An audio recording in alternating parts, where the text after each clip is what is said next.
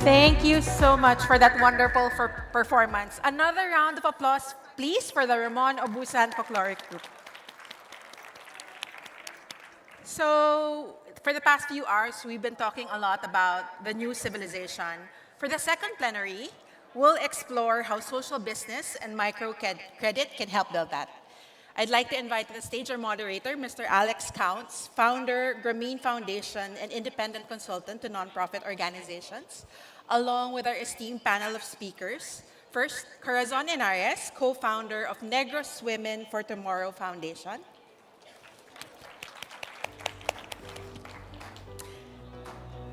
Dr. Aris Alip, founder and CEO of Card MRI Philippines.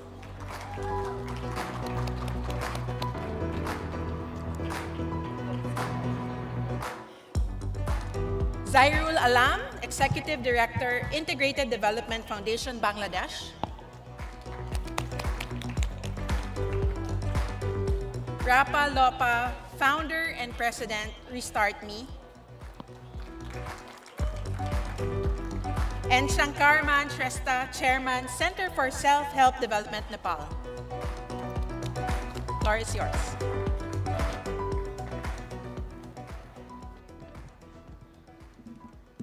All right.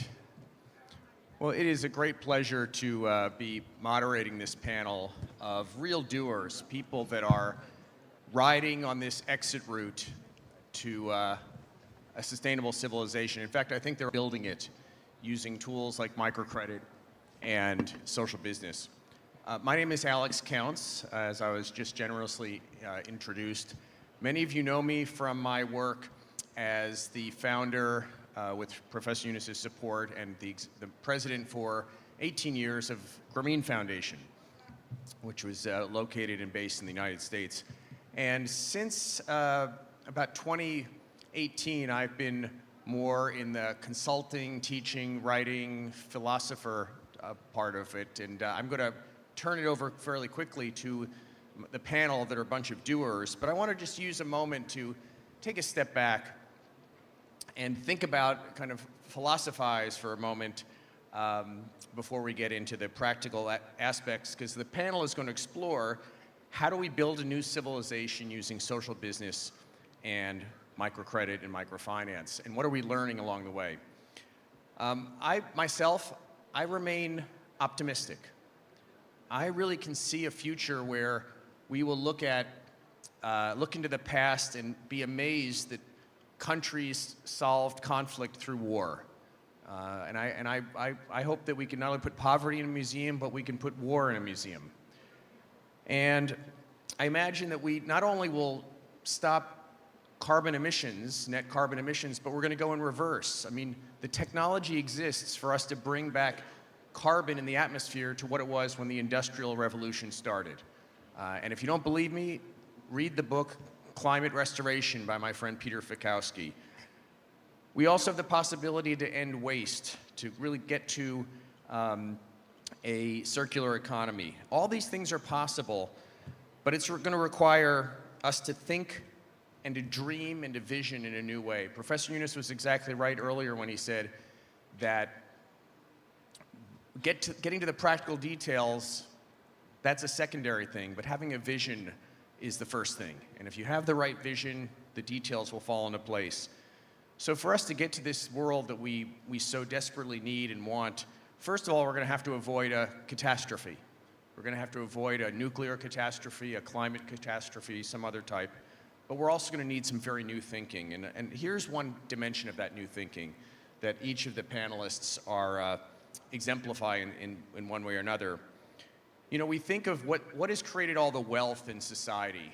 Beautiful buildings like this, for example, we've been able to harvest enormous amount of energy from science, technology, and business, and those have created enormous wealth. But wealth to what end? And then people kind of been asking questions from before and after the Industrial Revolution about morals, ethics, what is right, what is wrong. And yet these have been kind of given over not to another group of people, such as philosophers and people in the major religions of the world, and they've been asked to kind of stay out of science, technology, and business. And yet, I think that integrating them is one of the most important and urgent things that we have before us. You know, in most countries, we have what we call nonprofit organizations set up to heal society that is hurting, but we all know the limitations of nonprofits. We hope government will regulate science and technology and business, but governments have a way of only sometimes thinking very short term, only thinking for the benefit of one group or another, or sometimes even one person. And so what we really need to do, in my mind, is to integrate morals, ethics, a sense of what is right and wrong, right directly into science and technology and business. Microcredit was an amazing example of this, right? It was saying, how do you bring in ethics and morals into banking? And it's not simply to grease the wheels of commerce, but it's actually to do good. And those that are doing microcredit and microfinance in the spirit of Muhammad Yunus and the Grameen Bank are really revolutionized that, caught the imagination of the world, people of different political ideologies, people of various countries throughout the world. But social business takes that to a whole nother level. Social business is saying, how do you integrate that desire, that empathy that Professor Yunus spoke about, that sense of right and wrong, that sense of wanting to do good for another human being and for other human beings in general, into business. And so that's what we're trying to kind of get our handle on here. And if we can figure out how to do that, and I think that one of the most important things before I turn to the panel is when we ask the worlds of science and technology and business to integrate fully ideas like that come from the more ethical, moral part of our existence, we need to do it proudly. We need to do it boldly. We should not do it apologetically. And we should demand that these ideas get integrated into what has created wealth for our society so that we can continue to create the right kind of wealth. So let me go down the panel here. Cora is, you know, when I was running Grameen Foundation, I just loved working with NWTF. It was whenever I thought that nothing was going right in my world, I said, at least we're working with NWTF.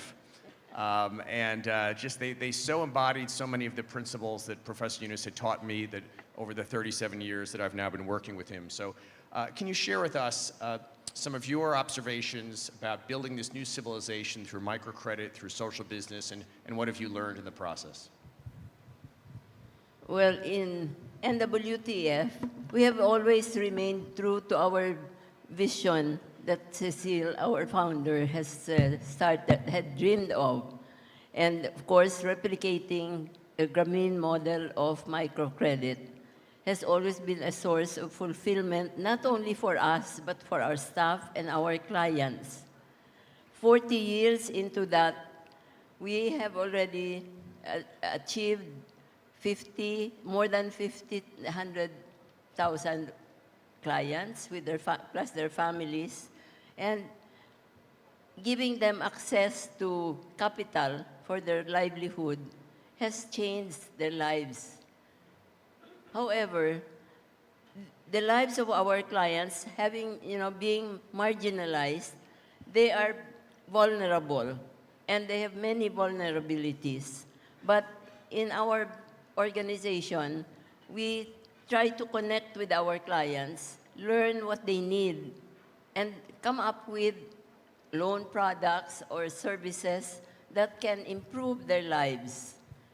And this has been our practice, giving focus group discussions and making researches about what we can do more for our clients. And so this kind of work that we have has helped a lot.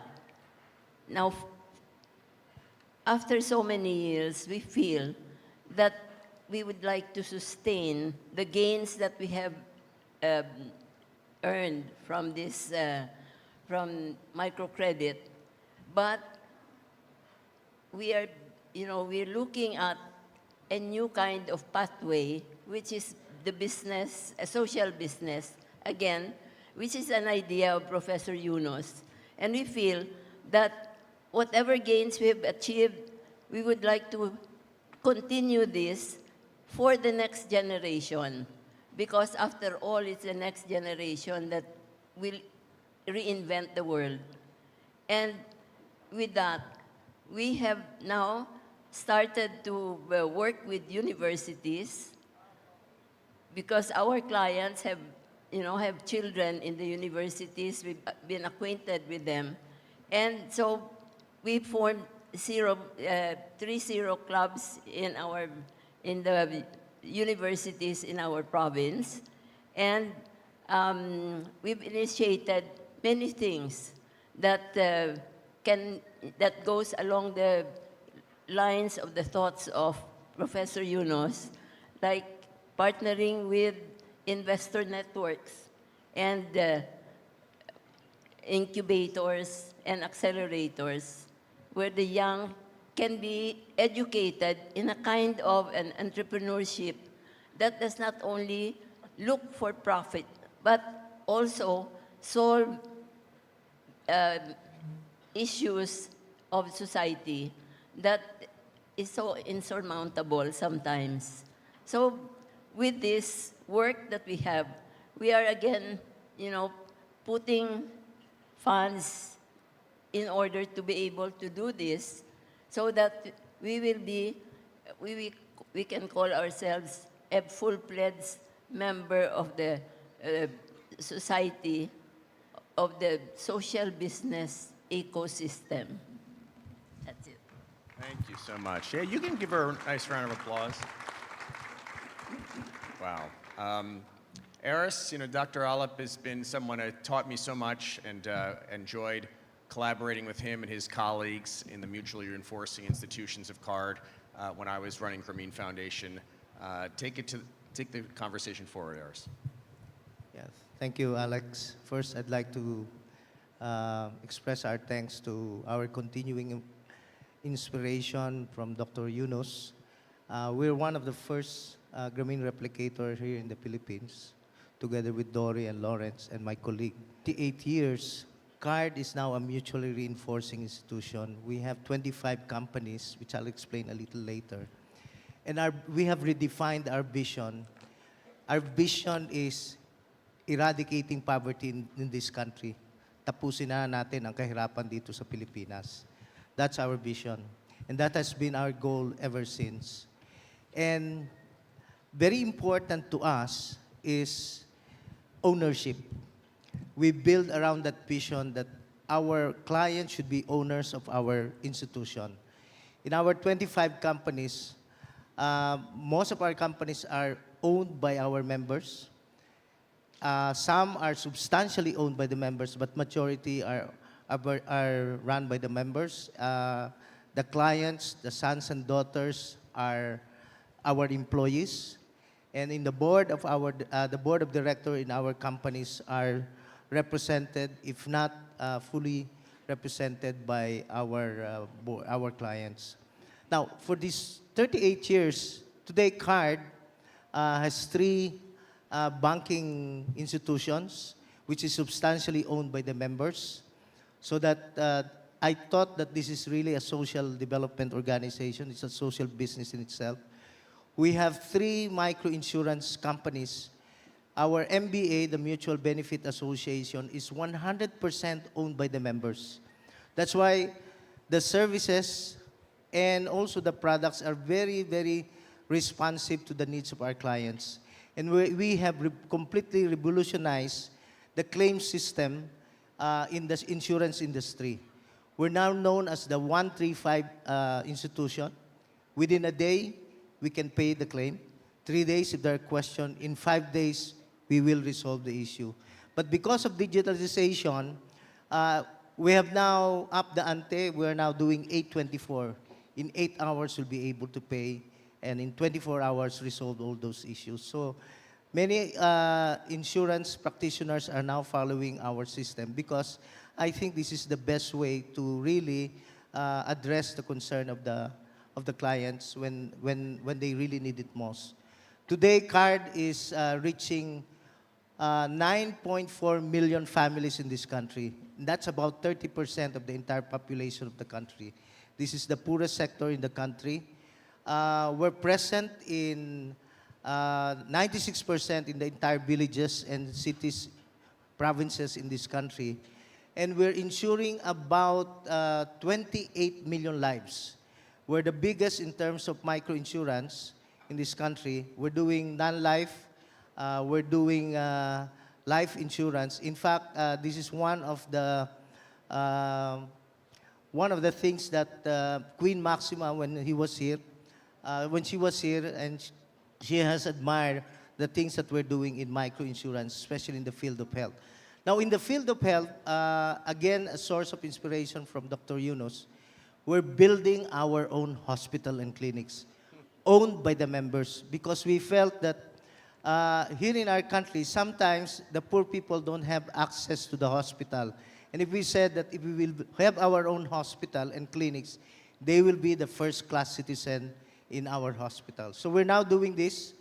In terms of education, we have established also our college. We have 5 campuses in this country, and we're also expanding in other provinces. So we're doing entrepreneurship, and our entrepreneurship courses are designed not as employees. Our entrepreneur graduates are job generators so that they can employ more Filipinos who are unemployed. So this is our direction. And in terms of in the field of health also, we have also our own pharmacy company, our pharmacy store, and we are producing our own alcohol. We're producing all this kind of herbal medicine. We're also getting this and outsourcing this so that we are able to get very low price and deliver it to our clients. So today in education, again, we have produced thousands of teachers. We have produced thousands of businessmen. We have produced thousands of accountants.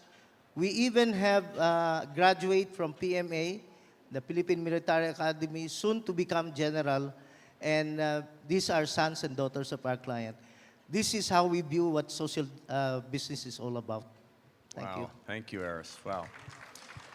You know, it reminds me that mindset shifts can happen. Before we go to Shrestha Mansharkar, you know, it used to be said that by having a microfinance organization owned by the clients, as Grameen Bank was and is, card, that it would be ineffective, it would be inefficient, it would be a conflict of interest, right? That this was very controversial, and now people can't deny that these are some of the best run organizations in the world. In fact, some of the donors who came to us first time don't want to give us funds, loans and grants, because they said that, you know, it's impossible for clients to own a bank and to own a microinsurance company. We have defied all this kind of contradiction. You know, again, what is unthinkable at one point in time in 10 years can be normal, can be best practice. I'll just give an example. I tell my students when I teach, I said, when I started making plane reservations in the 80s, when I was just getting into college, what was one of the questions that in the 1980s when you called up to make a plane reservation, what did they ask you? Smoking or non-smoking, right? So I would say, you know, and if you remember, you could be seated in a non-smoking row 17 and a smoking row started in 18. So you were separated by like 2 feet from someone smoking, but you were in a non-smoking, and that was considered normal. And in fact, people argued that if you took away the cigarettes from people who smoke on planes, they're going to riot, and it'll create a security problem on the planes. So you can't do that. And I tell my students that, who are growing up in this era, the idea that smoking would be allowed, even encouraged on planes, seems barbaric. But it was normal.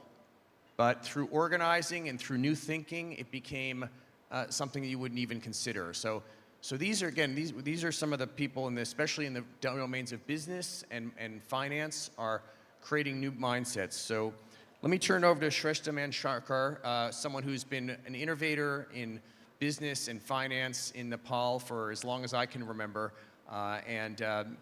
What are you accomplishing? What are you learning? How are you helping us to build this new civilization? Thank you, Alex. Distinguished panelists, Honorable Professor Mahmoud Yunus, friends and colleagues.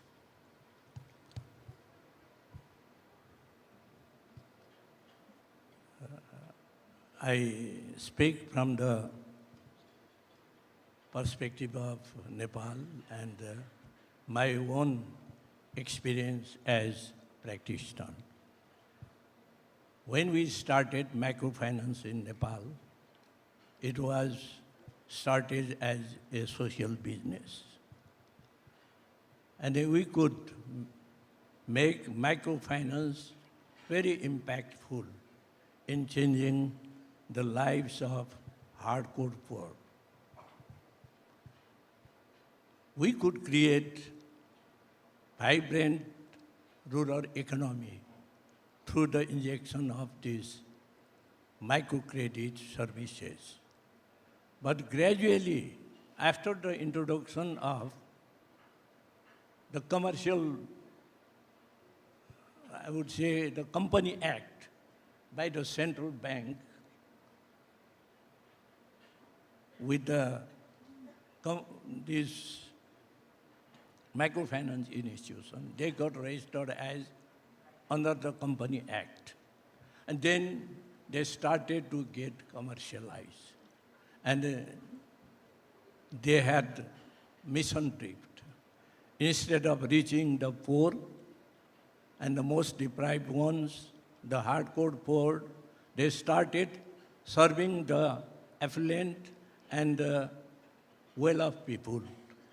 Because under the Company Act, they have the mandate to distribute profit. So microfinance has become profit company, and there was competition among the microfinance institutions for profit distribution. So that has ultimately created a big problem for the microfinance institutions themselves. And now most of them have been running on losses because due to unhealthy competition among them, they started to give bigger and bigger loans in the name of increasing the profit. But ultimately, they landed in problem because it has caused tremendous default problem for the microfinance institution. But gradually now they have realized. And we discussed among all the microfinance institutions. In our last, we had a summit of microfinance members.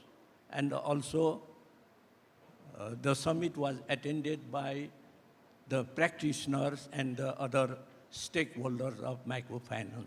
Now we have come to the conclusion that a microfinance institution should not lend more than one borrower. So a borrower can borrow only from single microfinance, not triple, fourfold, or many. So this has been new change. And after that, microfinance institutions have realized that they should not have done this.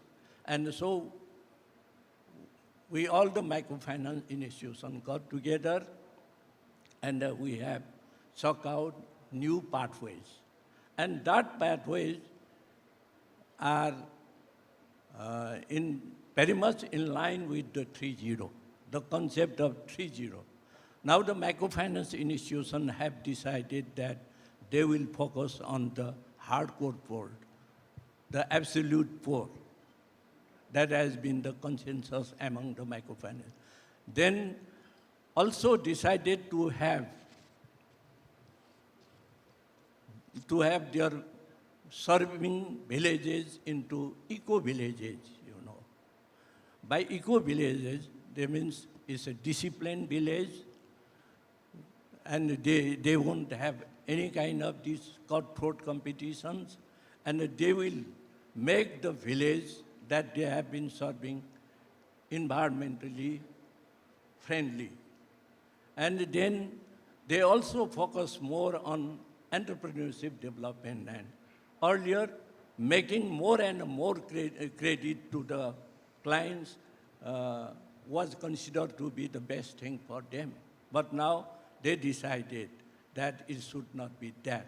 We have to, if you develop entrepreneurship, and if you lend an entrepreneur, there will be no problem in your credit. That will be impactful, bringing improvements in the income, in the lives of the people. At the same time, your repayment will be very easy. So, under the eco-village, they have also a kind of green revolution, and a revolution for productivity increment, production increment, and also they have now developed network of the microfinance borrowers for marketing of their product. So many things, and also in the village, in the eco-village that they serve, there will not be any microfinance client defaulting any loan. And they all become entrepreneur first. First entrepreneurship, then credit. So this is the new approach the microfinance institution now have developed. Then in all these eco-villages, we have a kind of revolution of these 3-0 clubs.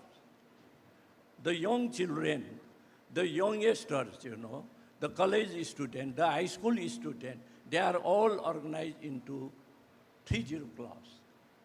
So that is why we could achieve so many 3-0 clubs, because almost all the major microfinance institutions are now trying to create a new generation of these entrepreneurs, new generation of youngsters. Youth force is the strong force, and they have been using, it has become a great help for the microfinance institution. And most of them have been working also in the frontier of environment. For instance, tree plantation has been conducted in massive scale. And some of them has made a principle that each and every, whenever there is any birth in the family of the microfinance borrower, they must plant 2 tree saplings. That way there is a kind of revolution coming up, and the new generation. And even the rural schools are now developed in partnership with the microfinance institution, incubation centers. Even the children are now given, even for instance, in one school that I visited, the class 2-3 students, they said they are also making money, earning, learn and earn. How do they do? For instance, they have planted in a small piece of land 4-5 seedlings. And out of that, by taking care of those saplings, they are making 1,000 or 1,500 rupees. So this is how even the tiny students, tiny children, they also can make. This way now, even the class 10 students are making learning as well as making money. So this is how we are trying to check out the new pathways. Yeah. Well, thank you, Thank you. Shankar. And, it's what I heard you say at the beginning was that you were running the Center for Self-Help Development as a social business before that concept even really existed. And it just goes to the point that it's always the right time to do the right thing, even if the vocabulary hasn't been developed, even if the so-called experts don't agree with it. Hopefully we'll get back to you in a bit.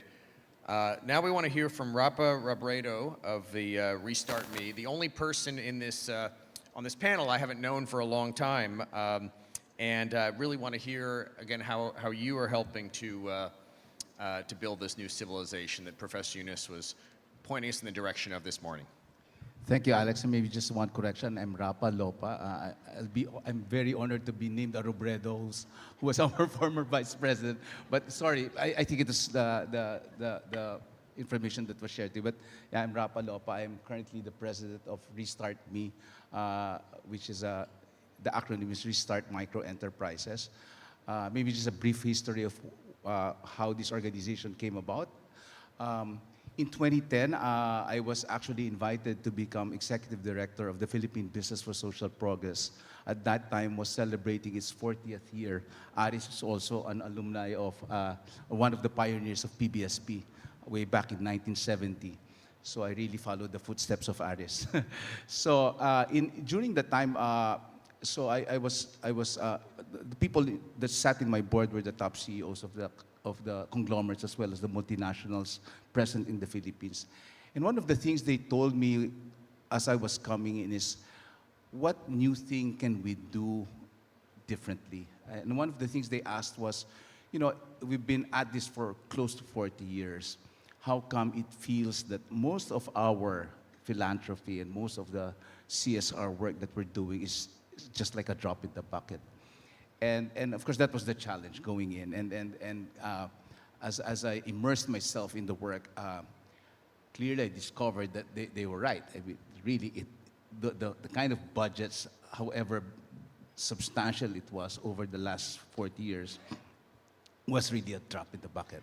Because if you really look at the size of money that was invested in the core businesses, philanthropic money was really just a small percentage of the total resources that actually are invested to create and to grow the business. And it was around the same time that I discovered and read about the social business of Professor Yunus, and very honored to be here, Dr. Yunus. And that's one of those things that gave me that light bulb idea, that aha moment that, hey, shouldn't there be a more deeper discussion on this matter? And it was about the same time, I think, if I entered 2010, I think around 2012, when I started bringing up this whole idea of a more inclusive business model. And in a way, I was challenging our CEOs to start examining the way they do business. And it was around the same time that I think during my time, so 2012 to 2015 was about the tail end of the Millennium Development Goals. And it was also transitioning to the establishment of the so-called Sustainable Development Goals. And I think when the SDGs started coming into the picture, it really heightened the whole idea that maybe there is a need to rethink the way business behaves, the way business is done, to precisely find the exit route to the self-destruction that we are discovering that is happening.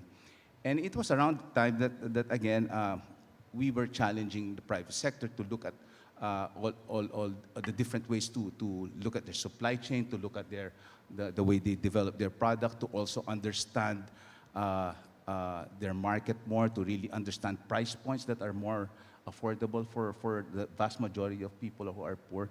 Looking at all of these different things became now one of the starting discussion. And I think it's very dynamic that's happening right now. I just finished actually a contract with UNDP just recently to establish what we would call the Sustainable Development Goals investment map, looking at different sectors where companies and other investors may want to look at how to actually invest in greener, bluer, and more socially equitable investments. But of course, it's easier said than done. The legacy businesses that have actually led to the growth and the creation of wealth all over the country is something that our top CEOs just cannot just turn their back on, or they cannot really just immediately just stop it, and then it goes to this social impact that if they change their model drastically, then suddenly unemployment or displacement happens, and suddenly you have a bigger social problem in your hands. And therefore, clearly there is a transition that needs to happen. And I think that is where we are now. We are, I think, in that period of transition, and that transition needs to be a bit more proactive in really defining what we would refer to as the new business models the new business models that actually will become more socially equitable, bluer, greener. Uh, when in the course of doing this, of course, in our constant engagement with our CEOs, of course, one of the challenges that was brought to me, okay, you're advocating, but how do you do it? How do you actually do it? And how do you actually create new things? We rewind to when was Yolanda? 2011. 13. 2013 Typhoon Yolanda hits single largest, single biggest hurricane typhoon in the world. It affected the Visayas region. And that was when, of course, so many deaths that happened there. And that's when I started engaging our friends in the microcredit sector. Through the initiative of Aris and some of the other, Gombi was also in that initial core group, Angel and Kamrul Tarafder of ASA Philippines. They were the ones who met up with me as PBSP, and that's when we started talking about creating what we would call a livelihood resiliency fund, because clearly what Yolanda sort of triggered as a red flag for most companies is how do you now handle this reality of climate impacts and climate destruction? How do you now become more resilient? How do you make your business manage the risks that these things bring? So of course, while they're all busy, what I thought was very important was to really figure out how do we make our micro entrepreneurs more resilient, because that's where our poverty groups are. And there's no other group that actually is engaged in that sector than the microcredit and the microfinance institutions. So what happened was, we sort of came up with this unsolicited proposal to USAID through our work with Aris, Angel, Gombi, and Kamrul. And the idea was if they can give us a grant, and we can use that grant as a revolving loan fund, a wholesale revolving loan fund, where we now retail, we lend that to our microfinance partners, and they in turn would retail that to their clients who are affected by the calamity. And since then, they've actually, what's really noteworthy is, again, our MFI partners took on the risk, because some of them actually didn't charge interest, so that actually the micro entrepreneurs will really be able to bounce back from their livelihood and constantly actually then start paying their old loan. In other words, to allow them to get back into the scheme of things. No? So clearly there was a whole business modeling that needed to happen, and that was what our MFI partners did. And because of that, they paid back the funds, the initial lending that they gave us. And when they paid that back, it allowed us to now spin off the initial USAID project to set up what we call now Restart Me. And Restart Me has been doing this even not only in natural calamities, but when the crisis in Marawi broke out, when there was an ISIS intervention there, it actually displaced so many people.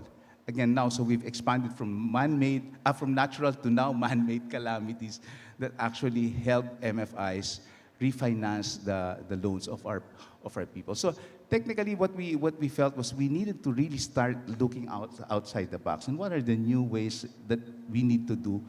But it only happens when we become more immersed in what our people's needs are.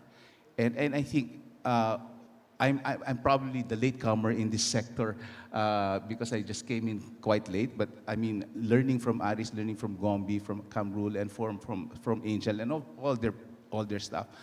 Learning from them, I feel that the products and services that are coming out of microfinance, and not only microcredit, you're also talking about savings, you're talking about microinsurance, are things that are really very integral to the financial management challenge of every poor Filipino household. And when they're able to create products that actually address that, then hopefully we can get more families out of poverty. So thank you so much. Thank you, yeah. Sorry for sorry for the mix-up with your name, but I am the moderator who began the morning by going to the wrong convention center. There is more than one SMX convention center in Manila, if you did not know. And when I went there, I was really hoping to see a lot of other of you there too. But in fact, I was the only one. I don't know. You know, they used to say that microcredit worked so well in Bangladesh because it was a homogenous society, one language, one culture. But Zahir, who I've known for so long, went to the group in Bangladesh, the tribal populations that don't share that culture, and he said, we're going to make microcredit work there. And I think that you had a big role to play in getting the world to pay attention, that this was not just a Bangladeshi phenomenon. This could work anywhere. So Zahir, tell us about your work. Tell us about how you're building a new civilization and how we all can. Thank you, Alex. So I should start. Our beloved and respected Nobel laureate, distinguished panelists, distinguished participants, heartiest greetings from me. So our topic, as Alex mentioned, and it is determined, social business and microcredit to build a new civilization. And the theme is an exit route from the current self-destructive civilization.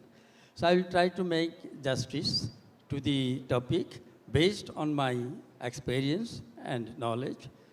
So in fact, the tools and the methodology that Professor Yunus, he was working on it for the last 50 years, and he showed and he developed the model, how to solve this and how we can reconstruct the destruction. And he dedicated his whole life. But though I think many people think things that, and this morning Professor Yunus also told that in 76 he started. But he started basically this venture in 1973 when he joined University of Chittagong. I was the student of final year honors, and he in fact came from USA with a vision to do something for the poor people of Bangladesh. And that time, I think in the morning, also some panelists mentioned that it's war-torn, poverty, and a lot of crises were there. In that situation, he went back to the country with a mission to do something for it, and with a big mission. And he never, he never deviated from his mission. So first, he established a unit there in the department to do research, to see how these problems can be solved. And the Zubra was his pilot area, and I had the opportunity to be his first assistant in this venture. And in fact, after this all research and his work, and he also took action program there. Many of us know the Tabaga Khamar. And then he, at last, in 76, he started giving money to the people, the poor people, so that they can use and they can come out of poverty. So gradually he dedicated, and he has been able to come out a model to solve this problem. But still people didn't believe, the government people, and so he had to pilot it outside Chittagong in Tangail, many of us know. And finally, he has been able to develop a model of microcredit, but his microcredit is a credit which helps the poor people. If it does not help the poor people, he says it is not the microcredit. But it must help, and he always, I think think that only microcredit will not be enough to bring the poor people out of poverty. It needs other basic needs so that we can bring the poor people out of poverty. That's why he formed so many companies, health, agriculture, solar, technology, so many things. So, and in Bangladesh, in 83, the bank was established by the government. But after this model, in the same time, in 1976, some other, even the government also started piloting. And you know, in Philippines, also I remember I came here in 1997 to see the small farmers development program. In Bangladesh also the government has started. But the thing is, important thing is, all those programs, including government programs and the all big organizations who used to work with the relief, rice, and they reorganized their program and took the, based on the ideas and models of Grameen Bank.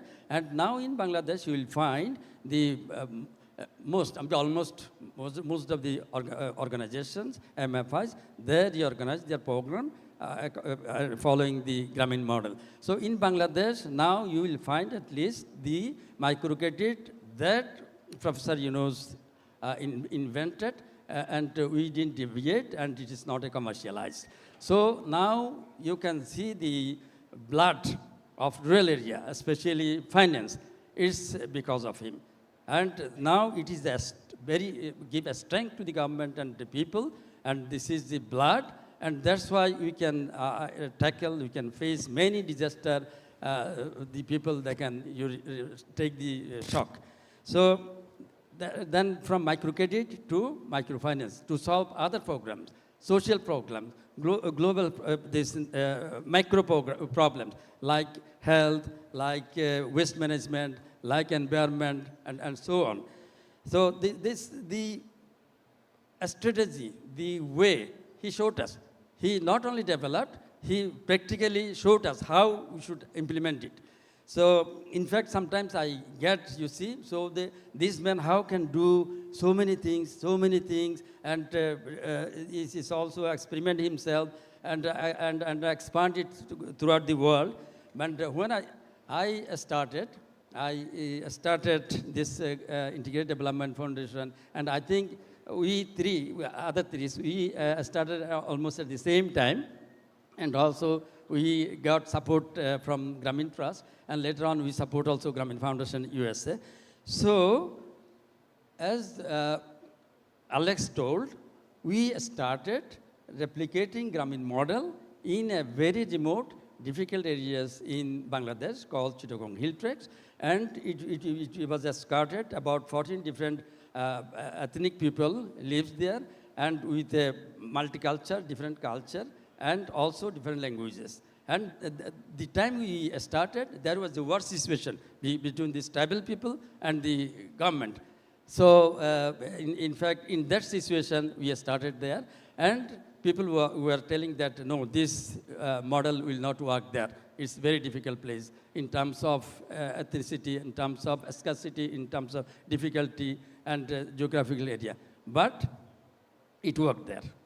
It worked there, and we not only microcredit, and we incorporate integrated health, education, agriculture, livestock, and also solar, which also, I think, started by Grameen Shakti from Sir Yunus. And now we integrated other things. For example, health is also one of our biggest social business there. And another one is the helping the processing of the farmers' products and marketing it. And now also we have started safe food, you see, helping our members to produce safe food and market it. And that's how I think we all are bringing under the social business. So but it is this that as we know, many civilizations started earlier but destroyed because of our people there. Because if it is even advanced, this civilization, if they ignore the humanity, ignore the environment, then it will not sustain. So the new civilization that we have now, and you all see that we have a tremendous this improvement or in technology, but at the same time, you see, destruction is happening in terms of environment, in terms of, you see, civilization, human being. But as in the morning also, all the tools the strategy, the formula, our professor, he has showed us, but it will, but we need the environment. So for there also, the good environment, especially some other panels also mentioned that about the Palestine, about Ukraine. So that also we have to, I think, bring into the consideration. But for addressing that one, I think, the initiative now, News Center took about the News Center establishing in the different universities. The young group will be a strong force for, giving the solution for that. If we can create a society by creating the good generation, coming generation, the university is the best place. If we can, in fact, create them, we can make them, we can understand them, so about the ethics, about the norms, about the moralities. So I hope in the long term, these people, when will take over, they will avoid the war, they will avoid the genocide, and they will influence and force the government. They not do it. This will not, it is harmful. Recently we saw in many universities, they were raising voice against the genocide. So I hope this is a very strong and very good initiative, and I hope other universities also come up so that we can prepare our next generation at the same time. And he already has given us the model, how we can build the destructive civilization. But if we want to create that, we need environment. That environment will be created by the new generation who is also there taking care of building the new generation through the universities. And I hope, we will, looking forward for it, we will have a new generation, and we have the thought, and we can be able, in fact, to, I think, to create a new civilization. So thank you very much. And I will finish by saying one thing. When I think that how come a person, do so many things. When I get upset, I just go to him, and when I meet him, I re-energized. And sometimes, to me, I think that he's not a human being like us, like me at least, ordinary man. So maybe he's a gift from the Almighty. So to bring this kind of, to show us the path, and if we can do, and we can reconstruct, if we follow his model, at the same time, if we can create an appropriate environment. Thank you, Alex. Thank you very much. Thank you.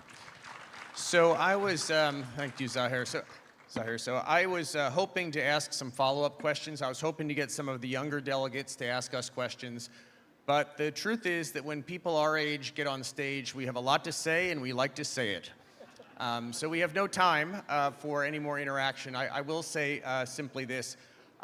Back in the corner there, I have a table where I have some of the writings that I've been working on since I retired as the head of Grameen Foundation. If you want to ask me questions back there, you can. And second of all, many of us who have been on stage today, and I'm sure tomorrow, have had an opportunity to say, each in our own words, what Professor Yunus has meant to us and what we feel he's meant to the world. And especially for those of you that aren't going to be on stage, and even those of you that have been and will be, some friends of mine, we're going to be recording short videos, 2 to 3 minutes, of anyone that we can squeeze in to address that question. What has Professor Yunus meant to you, and what do you think he's meant for the world? And we have a little area back here to record videos, and so just come and find me back in the table, and we'll give you an opportunity to go on record to say that. And these are things we'd like to release on social media over the summer. It's just a fun way of paying tribute to this great man. Anyway, would you take a moment to join me in thanking our panel?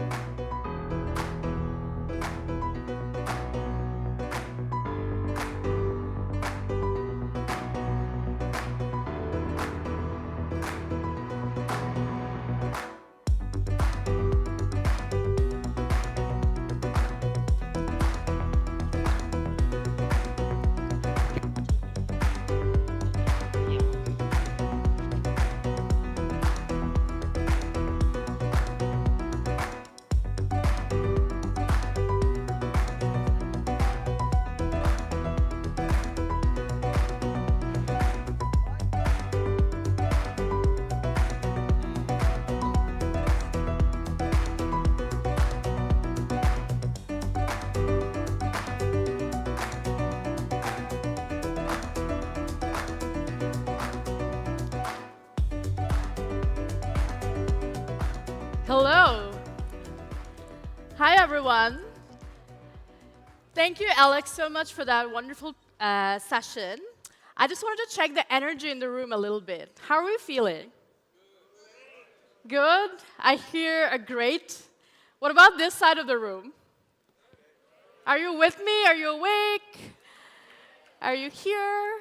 Okay, so we're going to do a little energizer because I feel like we could benefit from that. So can I request all of us to just like get up from our chairs?